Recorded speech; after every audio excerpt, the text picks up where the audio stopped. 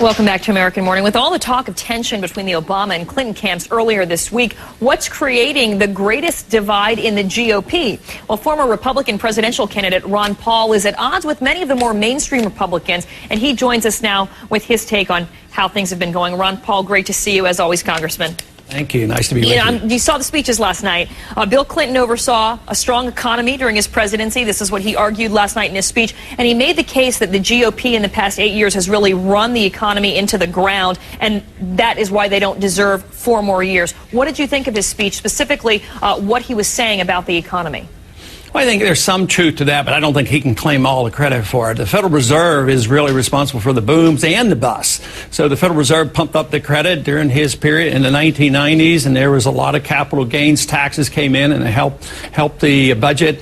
But the situation is exactly the same, whether it's the 90s or now. It's just that we go through these cycles, but the Federal Reserve causes these problems, and for him to claim great credit. But the Republicans come up short. They talk about balanced budgets and smaller government, and then we put them in power, and look at what happens. The deficits explode, and now they're on the short end. The economy turned down, but it wasn't the fact that just George Bush was in office. It was due to turn down because that's the consequence of what happens when you create an artificial bubble. Do you think it's a valid argument, though, that a John McCain administration would be a 4-year extension of the Bush administration?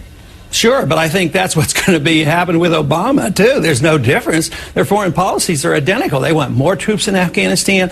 They want to send more support to Georgia to protect the oil line there. Neither one says bring home the, the troops from Iraq from the bases. You know, the bases are going to stay there. The embassy as big as the Vatican, that's going to remain. So their foreign policies are exactly the same. They're both very, very aggressive with Iran. So I would say there's no difference. And you were the one, of course, in the primaries and at the debates that the only Republican really opposed to Iraq, calling for a pullout, the Iraq War, calling for a pullout of troops. How would you handle these global threats then if it's not to send our troops there and make sure that we're protected?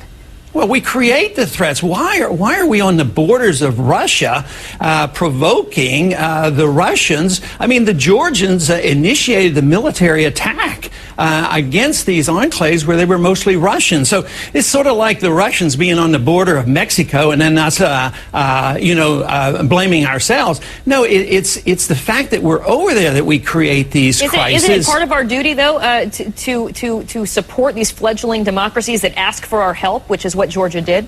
No, it's not our responsibility to do that. It's their responsibility. But we should endorse the principle, but not send troops and money. The principle of self-determination is a very good one.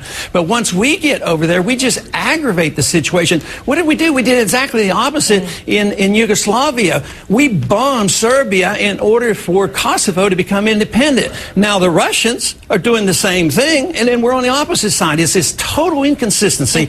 Absolute interference when we should not be there, and we don't have any money to do this, and we don't even have any troops. If we really needed our troops to go into Georgia, we didn't even have them available, which proves my point that we are undermining our national defense with the foreign policy that we have. We're out of time. I have to let you go, but I just want to ask you one quick thing. Are you going to be telling your supporters, and you had many, many of them, to back either one of these candidates?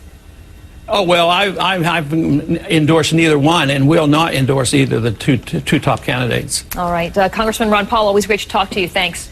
Thank you.